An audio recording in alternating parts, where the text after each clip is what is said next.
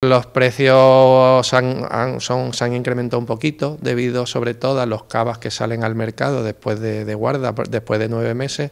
pues que han sufrido pues el incremento del precio de la botella. También el vino y la uva, el vino base cava, también se ha incrementado con respecto al año pasado, pero bueno, ha sido un poco unos incrementos para cubrir esa subida de costes, pero vamos, que no es un incremento importante. Entonces yo creo que son cavas